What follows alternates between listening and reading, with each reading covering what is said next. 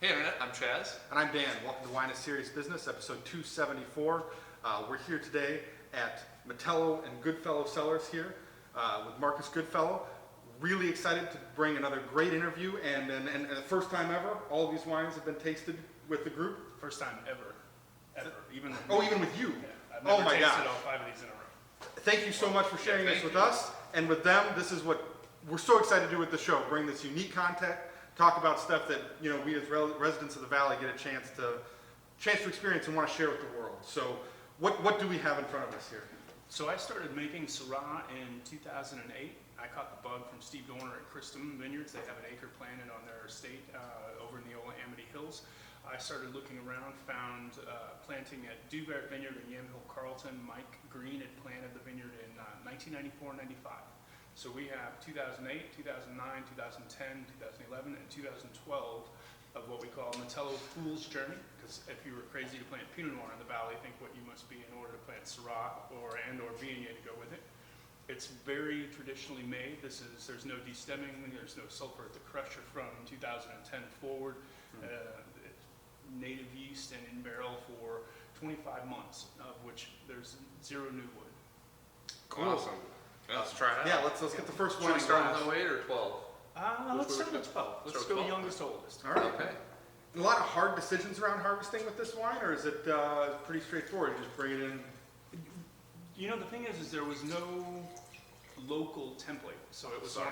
no sweat. No, it was sweat. These barrels have wine on both sides all the time. So you kind of had free reign to do whatever. I decided that the easiest boundary was to look at it. You know, we make Pinot Noir. Oregon is a new world production area. The Syrah, I love Cornas. I love the old school Rhone wines, and so we just did this as an homage. It's a very small portion of my production. We're finally up to about 250 cases in 2012. We started with a whopping 84 in 2008. Yeah. And so I could get away with just being crazy with it and trying things like 100% whole cluster Syrah. The percentage of Viognier in the first bottling is very high. It's up at 16%. And part of that is because that's how much Viognier came with the Syrah, and I had 0 other options as to what to do with Wow, Viognier. yeah. And since we had no previous history, it's like, let's see what this does. So it's a really unique kind of evolution of this wine as well. By the time we get to 12, we're at a much more traditional 10% Viognier. It's still a little bit higher than what a lot of people perceive, but there's a considerable amount more Viognier being blended in or fermented with Syrah in the Rhone than most people realize. So there are actually still quite a few producers who are up at 10%. That's all right. Man, a lot of fruit coming out. It smells wonderful. Just great complexity, and I think fruit more towards the red side, right? Like you're drinking Syrah from the hotter regions in the United States, you get a lot more of those dark fruits, right? Like the plums, blackberries, a little bit of asphalt. This is a lot more like raspberry, floral components, roses. You always see mulberry as this component for traditional Rhone Syrah. That was the berry component, and that's kind of, I find that definitely like a black raspberry here, not true blackberry. And then all the little side components that come with Syrah. There's floral tones in here as well to me, and you get some of those not super earthy notes yet. I think that develops more with time and as the fruit has an opportunity to polymerize in the bottle. Was this a whole cluster wine as well, or was this okay? The only time that we have ever not been 100% whole cluster on the Syrah was in 2014 because I was literally running out of fermenters in the winery. We had a big vintage Pinot, big vintage Syrah. Syrah comes in last. I'm like, okay. Where do I put this stuff? Yeah. We're going to be, it's going to be a whole cluster on the floor, or it's going to be these Right. Oh, nose is killer on this. The floral components really stick out, which is really kind of exciting. Perfect vintage for Syrah, if you think, the late start, yes, but then we had that just optimal ripening. We wound up at a very moderate 12.8% alcohol, but you have those, good finishing days in order to get the flavors to be physiologically ripe. The nose, I think, really delivers on the palate too. You get a lot of those really cool spice notes on the nose. The fruit flavor, there's like lots of good acidity. The fruit is like light and bright, which again is not some cliche terms you hear talking about Syrah, but I think it really gives it a chance to show, its lighter side. Really nice weight in the mouth too. Like it's somewhere between like what you'd expect Syrah to be and somewhere between Pinot. It's like it's a little heavier than Pinot, a little more weighty, but not Like, we're not talking Washington Syrah here, right? Like, it's definitely leaner and but still holds together. You have some glycerin, but you don't have the alcohol and the glycerin that you get Right. in Washington. And so I think here you have that silkiness, but it's not velour, and then the acidity keeps it a very fine silk. So Right. we actually had this paired with short ribs that Naomi Pomeroy did from Beast, and oh my God, that was a perfect match. It was such a good pairing, and it was one of those things. There was, Beast, the short ribs, they were not shy on the back. And so having a wine that, it catered to all the dark flavors or even those little side notes and spice notes, but it also had the acidity to sort of bring your palate back to life after just, this of the richness of the ribs. So. Yeah. And plenty of tannic structure here too. Definitely. I think, right? Like I feel like it's and after the fruit kind of an acidity kind of works its way through, you get a good evolution of the fruit, and then the tannins really dry things out and kind of give it a firm touch. And we were talking a little bit about the ageability of these wines before we got set up, and that's definitely something that I can see here where I enjoy it quite a bit now, or like with a meal like that, I can see it working really well, but the idea of seeing how those tannins evolve over time is also pretty interesting to me. Very much so. I agree with that. And it's interesting because I find the wines, for the most part, drinkable when they're young, as long as you have a palate for some tannin. But I'm definitely starting to be a little bit shocked at the length of evolution. I mean, to be open for everyone. We opened the 2008 last night. I opened it at about 10:45 right before I went to bed and had, as you can see, a glass. And then left that, figuring that would be about optimal. I opened the 9 and we decanted everything except the 11 right now. Cool. And is the 12 current release, 12 sold out? 12 is current release. We actually Okay. just bottled in January. We released kind of first part of February. Had what I would call the first draw. We saw a couple of shops who really enjoyed the wine and kind of got on it with their mailing lists. And now we're just kind of cruising through what I'd call the second half, where the wine shows well. The one thing about it, most people just aren't familiar with the idea that Syrah in the Willamette Valley can be such a unique and interesting wine. I agree. Yeah. It's fun to show that to people too, right? Like, so many people don't know about it, and these wines are pretty fun in that regard.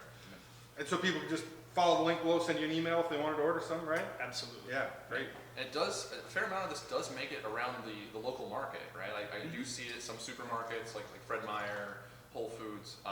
So if you see it, grab a bottle, try it out, because, that's how I discovered it and was just blown away. And most of your local specialty shops can probably get it for you too, if you Absolutely. Definitely. Yeah. Locally, it works pretty well because what you see is people have so much Pinot to choose from, and then particularly restaurants where they have a local bend of the list, or are functioning on the idea that local sustainable is better. This gives them a little bit of depth to the list. It's not all Pinot Noir. So. Cool. So 11 was a relatively cool year for the Willamette Valley. And how did that transfer into Syrah? We all know how it did with Pinot, and I think a lot of really kind of cool wines came out of 11, but how did the Syrah do? It was definitely a very borderline vintage for Pinot, which I think is where we all talk Burgundian.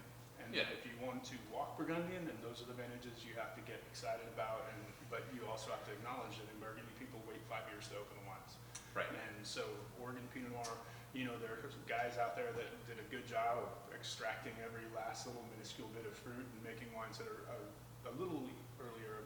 But to me, what I find is the 11 Pinots are coming into phase last year, this year. I'm just starting to open my 11s, or try them, right? So the Syrah was very lean. This is, obviously we had very few heat units, and we were working with low alcohol. Certainly chaptalized this wine in a pretty significant way, which people don't always like to talk about that, but to me, I appreciate you mentioning it. If you're, Most people did. and it's the easiest manipulation, in my opinion, when you start talking about like interfering with the terroir, interfering with the way the wine expresses. Chaptalization is a really challenging one for me to sit. We've done it before and blind tasted. The very first vintage I did harvest with Restaurant Yves Wood, and he actually chaptalized the fermenter, and I was a little surprised. And but went through and did a little taste test, and was like, I couldn't pick it out at all, and I've never been able to do it since then. So it really is a pretty minimal impact. And here, necessary to get us up to above 10% alcohol. Sure. Wow. Now, we made it up to 12.7, so. And in some ways, I'm a little surprised here that I'm getting a little more dark fruit aromas Yeah. than I did on the previous one. There's also a little more like herbal character that maybe speaks to the, you know, a little less ripeness. But I, dark cherry or Yeah, something. but- I haven't had this open in a little while, and sometimes you really just have to have faith. You close your eyes and kind of plunge on through the fog, as a friend of mine likes to say. This is a wine that was very, very lean when it first was in bottle, and for 4 or 5 months we really just kind of sat on it, and then sold after it had been in bottle about 7 months, started releasing it. But it was very edgy, and this is even smelling it right now. It's the first time that I've had it in probably 3 or 4 months. It seems like it's really taken on another layer. Awesome. Right. Yeah, it smells pretty good. I mean, definitely a little less complex than maybe the 12, but the softer, it's like almost softer on the fruit scale. Exactly. I would say it doesn't have some of the fruit notes, but there's some really interesting herbaceous notes that I like, not in a vegetal herbaceous, but in sort of a kind of crazy spice. You walk into like some, you know, Indian market, and there are things that you haven't smelled before. Well, I'm picking up some of that kind of a feel. I totally agree. And like the fresher spices, right? Mhm. Yeah.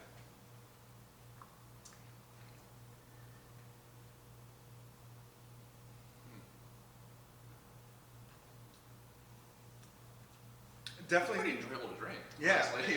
An interesting contrast on the palate of a little more tart feel with really strong acidity working its way across the back palate. And in contrast to the 12, I'm not getting as much tannic structure. This Right. structure seems more acid driven.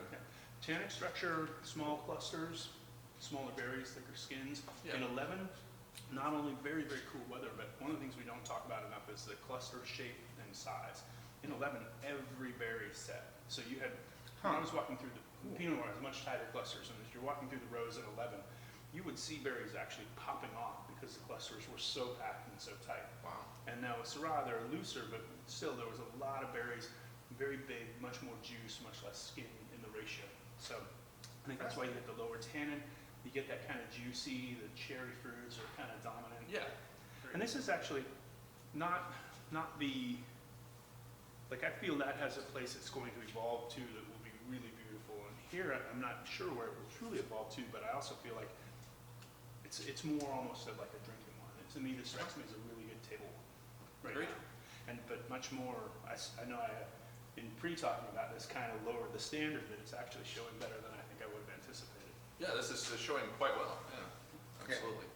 And those herbal notes from the nose, I think, carry through on the palate. And I think like a really good, ripe, dark cherry where you get a little bit of that like crisp, tart fruit and the darker skin texture. You know, cherry skin isn't really tannic, right? It's just got a little bit of that firmness. Just a little more weight to it, but it's not a heavy wine at all. And I think the acidity works really well with the fruit. It's juicy and engaging. Totally agree. Yeah. Yeah, really well integrated with the fruit, and yeah, I like it. Drinks are nice. Yeah, and they're kind of perfect wine if you were sitting down at dinner at, you know, a lot of the Portland restaurants where there's a wide variety of food. I think this would hold its own pretty well, and you know, definitely just kind of whether it's like biwa or something where you get kind of an array of flavors. Yeah. Toro Bravo. Yes. Oh yes. Totally. A little lighter in weight. Obviously, probably the vintage shows for that a little bit, but yeah, good stuff. Now we start moving into a similar cool vintage with 2010, but small clusters again. Okay. Harvested very late. In comparison, you know, 10 we harvested everything late, but this actually was the last thing that came into the cellar. Did you do any Riesling in 10? Yeah. Okay, and this came in even after that. Okay. Wow. All right. Yeah, the Riesling is great. It's super linear. That's one of my favorite things. I remember tasting some of the juice that Matt Burson had for his 2010 Riesling, and I'm like, that's balanced for drinking right now. Like, you can't ferment any of the sugar out of that because otherwise it's just gonna sit. So. Right. And the 10, we actually, it's funny, just had a bottle the other night. We've been opening some old wine lately just to kind of check in on things. Yeah. We're doing a dinner at Taqueria and Hueve tomorrow night with vintage wine and tacos. Awesome. Oh, cool. Trying to have a really kind of fun, laid-back event, but also showcase not only how wines compare with unique foods and how good the Taqueria and Hueve food is, but also to show off how some of the wines age. We're going to have O2 Homage. They do a great lengua taco. We're gonna do 07 Syrah with carnitas, and then we're doing the 09 Fool's Journey with, they do a beef belly taco. It's ridiculous. That sounds really cool. So get on the mailing list, right? Get to go to events That like sounds that. like fun. We've Yeah. got like 4 seats left, so. Oh. All right. And unfortunately, the dinner will be done by the time this podcast Yeah, is unfortunately. Yeah. By the time you Let's watch see. this, I'll be fatter. I was thinking about that. Post a link. Oh, no, it's gonna be too late. Yeah. This I feel like I would guess is Syrah if you Yeah. poured it for me Mhm. blind, right? This has dark black pepper, kind of the richer dark fruit notes that you kind of expect. Yeah, like With some of the blackberries. blackberries. Yeah. Yeah. And again, the cool vintage though. So what's funny to me is the way that they, we were talking about the malic in this, but it also expresses in that higher red tone. But here you have a really similar low heat year, but it is everything that you would think of Syrah. Right. And I feel like a lot of people were saying that about 10 too. Like a lot of people were saying, like if you were paying attention while farming it and dropping some crop or whatever, that I think a lot of people did get the ripeness they wanted. And boy, Well, then, again, it goes down to that cluster size. If you're thinning clusters that are massive, where every berry is set, you can thin to 1 cluster per shoot. And if you're at 1 cluster per shoot and 10, 11 has twice the crop that 10 does. Oh. Because the cluster size is so different. And that's one of the things that we talk about tons per acre. We talk about a lot of different things, even 1 or 2 clusters per shoot. We never really get into this, like how many berries are on the cluster and how big are the clusters. This year, I'm walking around the vineyard and I'm seeing clusters that we're not at berry touch yet, but the stems are 9 and 10 inches long in Pinot Noir, which is insane. So we're looking at a vintage that's sort of along the lines, I think, of a warmer version of 11. cool. Boy, and that's great insight. See, that's stuff that we get from the interviews that Chaz and I could never give you. Yeah. Man, that's cool. Yeah, I haven't heard of anybody talk that much about cluster size before. It's definitely. When you use the Insightful, stems, it yeah. makes a huge difference. So you start to pay really close attention because in a vintage like 10, 100% whole cluster, where there's less berries on the cluster, the stems are a much bigger player. And at 11, we have so many berries on, the stems are actually a lower percentage, which is also one of the reasons why you're not perceiving the tannins as Near as much. predominant. Yeah. There were a lot more berries to the amount of stems in there. All right. Yeah, because I think when people talk about whole cluster, really they just think one thing, right? So there's actually a lot more that plays into that. That's what you're saying. That I never really thought of that. The biggest misnomer with whole cluster is people talk about ripe stems. Okay. The stems lignify, they don't ripen. When they lignify, they're browning off, and browning off happens when Mother Nature says, like the Starks do, winter is coming. So Okay. if you have a hot vintage, that's the vintage you are going to want to pay attention to whether or not your stems have lignified. If you're harvesting in early September or mid-September, you have a much harder time. By the time that we're harvesting in October, it isn't about the color. These stems have they're woody Yeah. inside because they've been out and Mother Nature has given them plenty of time and Right. plenty of warning. So, and especially you get, like we're 100% whole cluster in a cool vintage like 11, I didn't find anything vegetal in that wine really. Mm-hmm. I mean, even when it was young, it was screechy, it wasn't green. It wasn't green. Right, and so that was one of those things where you need that warning, and I think up here in the north, we have that advantage over California in terms of our ability to get away with using more stems. Down there, they have a much more balanced kind of diurnal swing between night and day. Here, we have a lot longer night as you start getting into September and October, so the plants have Right. figured out that they need to be hardening off. Interesting. This smells awesome. Okay, Yeah. go ahead, sorry. No, I have slugging taste. I feel like on the palate, it delivers a lot of what you'd expect from Syrah too, with those darker fruits. Again, the black pepper, a little bit of earthy character, but really good acidity, and it stays light across the palate. So I think for a lot of people out there, maybe are loving Syrahs, but are a little over them being a little too heavy or a little too strong. This is a fantastic example of something to try, both for the novelty of it being a Willamette Valley Syrah, which is not something you see a lot of, but also bringing that great mature flavor without being too heavy.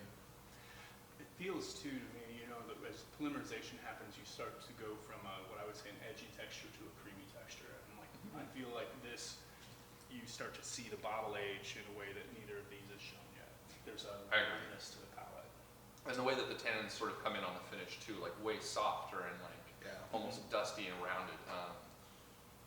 Yeah, it's like The mid-palate length really transitions into the structure really nicely here. There's still a lot of fruit left over, even after there's sort of like a relaxation of the grip in the cheeks. Drinking really well now. Definitely a challenging wine early on in terms of its aggressiveness. Right. It wasn't a wine that showed any of these things out of the gate. It was not as linear in the acidity as the 11 was when it was young, but it definitely, very pale in comparison. The fruits were really, they're so much more expressive now. Yeah. So, and really a pretty optimal expression for me right now. Yeah, really good. Yeah, really, really cool to try. I think, yeah, that this the 5-year window. There's a lot going on. Well, you could drink glass after glass of this. I think really Yeah, so enjoyably. this feels like this It's would age engaging. a long time too. I think Do so. you think so? Yeah, I feel that way. But I feel It's like structurally balanced and really just well put together right now. we were talking before though about keeping our hands off of it. Yeah. Having tasted it this phase, like the ageability of this wine just got a lot shorter because I'm like, oh, that was good. That's Let's good. open it up. So the fourth wine is near and dear to my heart. This was one that when Dan and I were still doing write-ups every year, I scored this really highly. And this was my first introduction to your Syrahs, and really blew me away as for what's possible in the Willamette Valley with Syrah. At least drinking young, this thing was just so fun. Do you still have any? No, absolutely not. I know I bought at least 9 of them. All of them disappeared. I think I probably gave away 3 of them, just simply trying to get them into people's hands, right? Just like, you gotta try this. So and sometimes people don't want to stay at the wine cellar and drink with you. So it's like, well, here, just take it home and drink it sometime and send me a message, so, yeah. So 2009 was definitely not like 10 or 11. Not at all. Yeah, this was another large cluster vintage, but lots of heat. Now, this is still 13.8. No, it's not. Yeah, 13.8. So it's funny, for the first 5 or 6 years, I could remember pretty much every detail about every wine, and now it's like 15 wines each vintage and about 4,000 cases, and so I'm like, unless I've got like the cheat notes the Let night me look at the tech sheet. Is that right? Is that right? Yeah. What did we do? Oh my God, we were up at 13.8. And was this, do you think this was the last fruit to come in this year? Or- Definitely. You know what? Actually, the last fruit that came in 2009 was Pinot Noir from Stony Mountain. Wow. Very, very cool vineyard site that got frosted in the spring. He's way out in the coastal foothills. It came in October 26th, maybe? Holy That's smoke. late for 9. Well, I can't believe you remember Oh, the date too. And It's it amazing. came in at 21.1 bricks and was our rosé. Oh my gosh. Cool. Wow, that's awesome. Yeah, and he got frosted, and then we got really lucky that it was a 9 type vintage, or it wouldn't have been anything to harvest at all. Right. Sure. So the first thing, at least for me when I stick my nose in the glass, is the Viognier is definitely up a bit more Yeah. from the previous Very ones, much. right? And now, and looking at the back label, okay, that becomes obvious, but that adds sort of a little more fruitiness and a little more, The floral intensity picks way up. Like there are notes here, and here it's just like, mhm. I bloomed in your face. Yeah, and like, Great. yeah, and rounder floral notes too, I think, like a little away from like the roses or whatever. But still, it's man, Good cherry. It's kind of like a cherry dessert. I'm getting a little bit of that like dark bitter chocolate on this one. Yeah. Not like super sweet chocolate. Just Yep. complexity of the cherry. And I would say here it's a more red toned than the cooler vintage, but I think that's attributed to the hang time, where I think we were out longer with the 10 and developing those darker flavors. Where here, we were picking at a point. It's like, hey, we're at the correct bricks. We have good flavor in the fruit, but it still was much more red in nature. And this wine, even in barrel the entire time, it never had the sort of blue-black character to it. So. right. There's like this neat sort of, it almost reminds me of like fresh asphalt or like tar sort of thing. So just a hint of it under this like dark fruit. It's like less.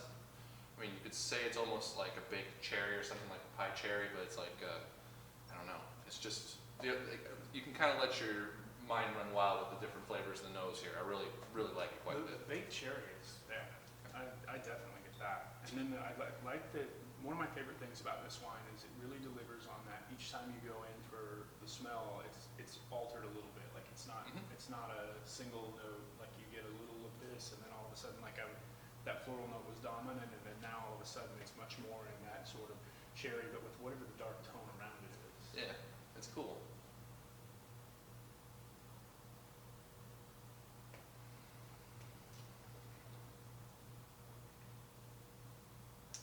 Cherry flavor show on the palate for sure. And I'm getting, A lot of acid. yeah, more than the previous three, for sure. I'm getting structural elements on the back end, really drying the palate out, both acidity and a bit of tannins there. Really providing some weight to those cherry flavors. More creamy here, but the richness of the roundness of the palate is a heavier weight. It's not, I think I love that sort of silky combination of the glycerin without being heavy. And here, this is a more full-bodied wine, but interestingly enough, the acidity is showing more at this point. Yeah, I kind of like the way it's showing. Like it's just like a laser right down the center of the tongue, and really holds for like the entire expression, right? Even after 10, 15 seconds, you're still sort of getting like a little tingle of it in the center of the tongue, which is honestly kind of nice. Provides really good lift to the rest of the fruit flavors. This is the first time I've had this in probably 2 years, so I was terribly excited to try it. It's holding on pretty well. Yeah.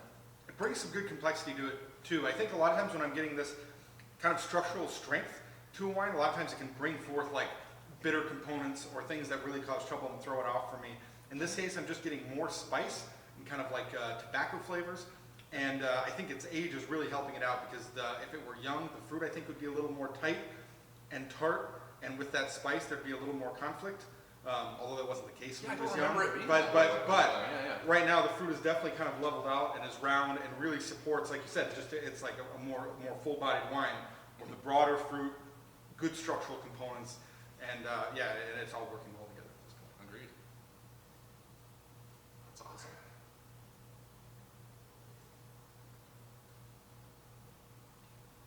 When was the Syrah planted at Viognier? 95. So it's, wow, it's been there a long Syrah time. 95, yeah. Okay. Yeah, so it was neat. It was really a great thing for me to, come into. There was a little bit of transition. Todd Hamino was working with a little bit of it. Mike had a couple of different people that were taking small amounts. Now it's just Sam Tannehill and myself. So. Okay. Yeah. Yes, I remember I I struggle with that name every time. Viognier? Biggio. Viognier. Wow. Yep. Because I've had that Syrah a couple times, right? Yep. Like the 07. Now, we would visit you guys at Adia, try them both, right? Yeah. Right. Table's right around the corner, I remember. But Todd just bottled his own night after 57 months. What a cool story. So he just put it in the bottle not too long ago. Oh, crap. Yeah. I gotta get some of that. That sounds awesome. Check it out. Yeah.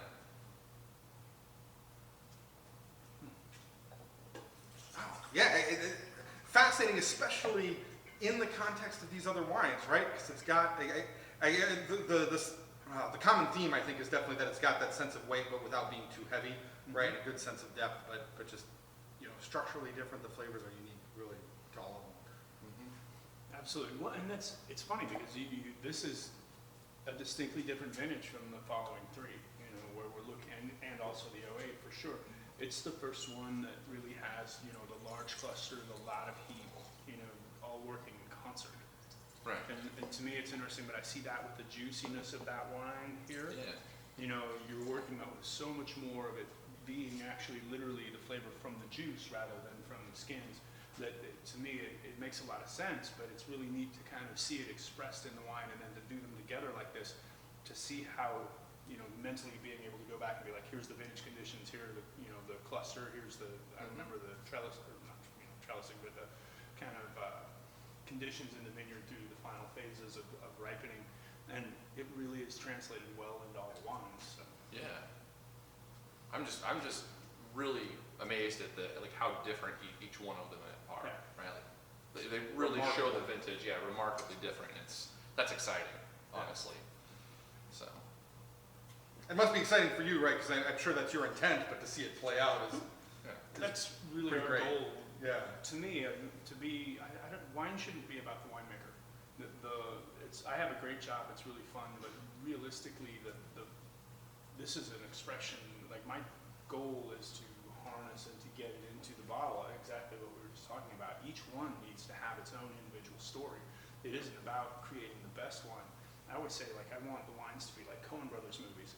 They're all good. They're all different, and they're all quirky in their own way. So, Right. Nice. Yeah. Yeah, and they really are all unique, which is exciting to see. This smells awesome. Smokes. This smells so good. Sorry. Maybe I just had four good decent pours of wine, but it's holy moly. yeah. Great violet aromas coming off of this. Floral components. That again stand on its own compared to the other ones, and really engaging like earthy scents too. And opened at this point over 12 hours ago. So that's part of the key, I think, here. Okay. Amazing. Could be just have been out picking berries a lot lately, but it reminds me of just like a big bunch of fresh Oregon blackberries. Yeah. It's got great aromas of just like fresh blackberries, but then just like they were saying, like strong floral components that smells really good. Really neat kitchen herb in there with that too. I got into the habit of like if I make smoothies, we throw like basil in with it or some kind of green herb. Fresh to or balance fresh, to kind of balance the fruit. And I see that in here, like there's that beautiful, like you said, bundle of blackberries, but there's also a neat, really kind of green spice as well. Man, yeah, you could smell this for a long time. There's a lot of cool stuff going on here. Wow. So 08 was considered a pretty good year for Pinot Noir. That translates pretty well into the Syrah as well. Yeah, I'm going to go, because I love to be contrary. Do it. I'm going to say 08 for Pinot Noir is a pretty mediocre year. Okay. And Well, I say from the press, right? From the press. Yeah. But what you see like right now, David Schildknecht is out there, and he's been the first guy I've seen questioning. He's like, I keep tasting all these supposedly amazing vintage 08s, and they're all fruity. The problem with 08 is that I think, and I'm probably get some blowback here, but Probably not out of our audience. all of us, well, not from the audience, probably from some of my friends. Oh, okay. We're just kind of in a situation where everybody it was a really late start to the season, so everybody was really worried about getting right. And the problem is that sunshine is free at the end of the season, and 08 finished out more beautifully than you could ask. And so the opportunity to hold on to your fruit too long and wind up with wines that are beyond what I think of as that balance point. And you have, so 08 is intense Pinot Noir. 08 is big, and it is kind of fruity dumb right now. Maybe that's that it needs time in a bottle, and maybe it truly is one of these ones we know that it's an ageable vintage. But when I'm tasting my 08s, there are some that I like better than others. All of them have a real heavy intensity of fruit. And to me, I look at it and say, it's really a perfect Syrah year. But I do wish I'd picked some of the Pinot a little earlier, because we're up close to 14%. And if you're up close to 14%, it's not a borderline vintage, which is kind of how we all portrayed it. It was this perfect combination of small clusters and a really cool growing season. Well, you start adding up the heat units in October, and suddenly we're not in such a cool growing season. And the proof was always in what's your finished alcohol. Sure. So And I think the wines were across the board big. I think both of us, like you say, they were fruity dumb. I think both of us thought they were even kind of like structurally overbearing. I think both of us, like we bought 08s from our favorite producers, and they're all still sitting in our cellar. Yes. Because we're just like, I can kind of see them being good, but I don't want to drink them now. And we're I've been slowly working through a bottle here, a bottle there, and been really happy with what I've opened. They have so been far. coming around, so that's but good. They are pretty, like you said, they're fruit dominant still. we have Dundee Hills, the Winter's Hill, we were working with an 08. That's a beautiful 08 right now, and it has, because again, a little deeper soils, I think a little thinner skins on the fruit, the tannins are a little out of the way, and it had a really beautiful balance that year for us. Okay. But like the 08 Syrah, which is our Tête de Cuvée, I opened that the other day, and I'm like, this is thick as a brick. It's, and our wines are almost never over the top fruity because of the stems, and we're kind of focused on not being that way. But I still was like, the density of the wine was unpleasant. So to me, and that's maybe something like another 5 or 10 years, I'll be here, change my tune completely. But palates change. Yeah. It'll be fun to see. So mediocre is maybe not the right word, but not the not all the accolades that was dumped on it, right? Like everyone was just saying it was the vintage of the century, right, for Oregon, or vintage of the decade, so. You crack an 07 right now and an 08 next to each other. Oh, yeah. I can tell you which one's gone at my table first. Yeah. Right, sure. I totally agree, actually. All right, so I should taste the wine.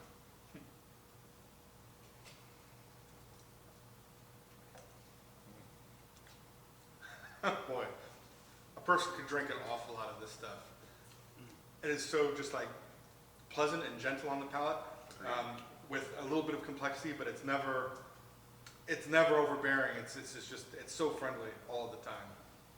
It's really good that we actually went this way, right? Because like as you could say that like the tannins have kind of like are a little more. I mean, structurally things have kind of gotten softer as we've gone on, and that really shows here on the 08. Like structurally, the components just really, it's almost give a hug to the rest of the fruit, right? Like the tannins are really, really soft and gentle, but completely present. Yeah. The acid is well integrated.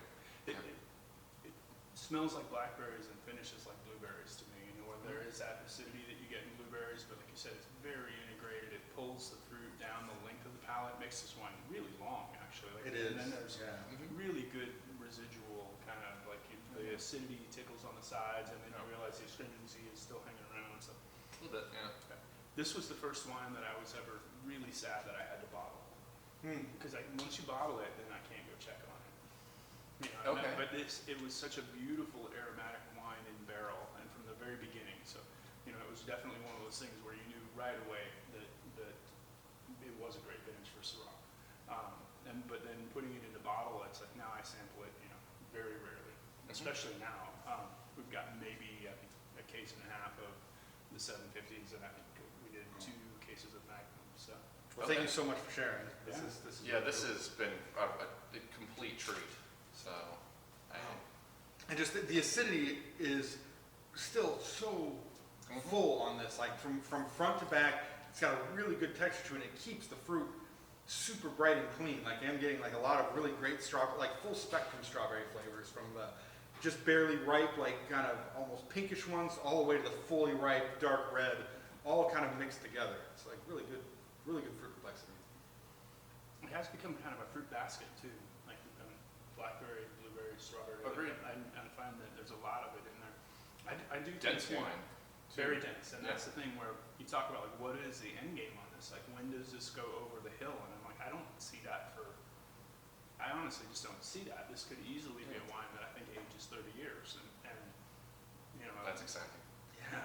Like there's no sign of like leathery or like fruit starting to fade or anything like that. I don't even feel it having been open that long. You know, to me, the Which is tannins crazy, are still yeah. there. You know, and that's the thing. It feels like this was open maybe 20 minutes ago. I agree, and that it's only 3 years old. Right. Right. Yeah. Holy moly. Yeah. It doesn't taste like it was bottled last week, but yeah, it doesn't taste 7 years old. That's pretty cool.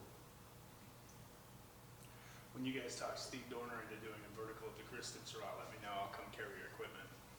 Sounds good. I'm sure he'd be thrilled to have We'll you pitch out that there. to him, That'd be a good time. actually. Yeah. That'd be a good time. The Willamette Valley Syrah series. That'd be. No one else is doing that show. That's for sure. That's for sure. Yeah.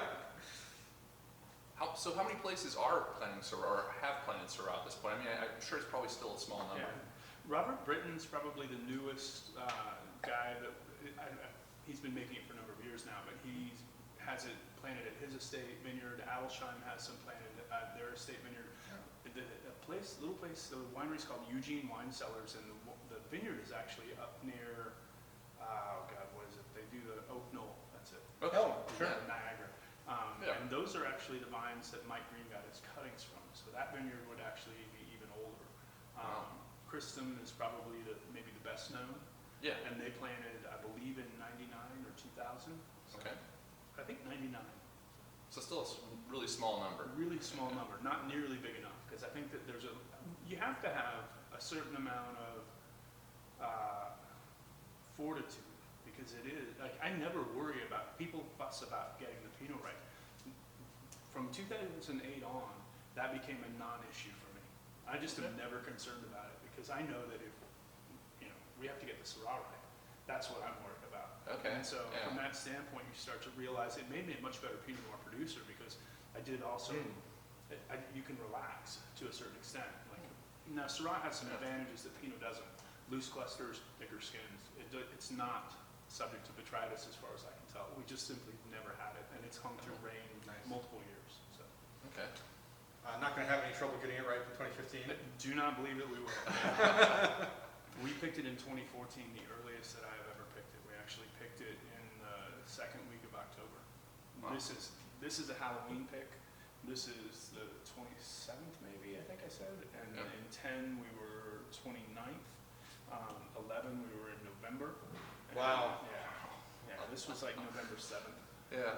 And then in 12, we still picked at the end, it was like a Halloween pick. Okay. No, I take that back. In 12, we picked Syrah on the 1st of November, and we picked a ton of fruit from the Durant Vineyard that was all seconds Oh, on the 2nd. I bet there's going to be good crops of seconds in 2015. I bet. Of which there probably were in 14, and nobody took them because you had There was no room. Yeah. It would have been a good year to make hobby wine. I wish maybe I should get some buckets in my basement. I picked some 14 seconds for Teutonic. Yeah. Nice. Sparkling wine? Yeah, sparkling, perfect. Yeah. We did a ton of seconds from Durant in 12 because the set was so low, and it was a way to, the original idea was it would be rosé. We brought it in, everything was, it was almost 20 bricks, and I'm like, this actually flavors are very good here. We went ahead and just fermented it as is, did it 100% whole cluster. It was lasting, to be honest, a ton of seconds. I didn't want to clean all the equipment for it. Yeah. You spend 3 hours cleaning, and it's a day. And your processing time is like 10 minutes. So realistically, we just kind of went 100% whole cluster for that most lazy of reasons. And it smelled gorgeous. It was the most aromatically beautiful wine that we made in 2012, I think. Awesome. Yeah. Exciting. Well, I'm sure 2015 is going to be exciting for Syrah. A lot of other grapes too. But, And the vineyard's 21, so we're moving into the really the prime. We've got a great vintage at this point. It's fun to look at all that heat and be like, yeah, it's perfect for Syrah. So Wish you had more of it. yeah. More planted, right? So yeah. Good set again though too, which is nice. Mhm. So it's a funny business, but there's beautiful wines to be made. Cool. Well, thanks so much for Absolutely. sharing this Really unique view into appreciate your it. cellar, into one of the unique vineyards, unique wines coming out of the Willamette Valley. This is great Agreed. stuff. Thanks so much to all of you guys for watching. I hope you enjoyed this. Do you have a question you'd like to ask the people who watch the show? Sure. Yeah, I do actually. This is a philosophical question. Great. What's the prettiest thing that you've ever experienced in your life, and what would you do to have that be a part of your vocation? Oh my gosh. That's a really cool question. I look forward to seeing the answers. Please show some love for our wonderful guest. Answer the question of the day. We'd love to share it. We'll see you guys later. See you guys next time.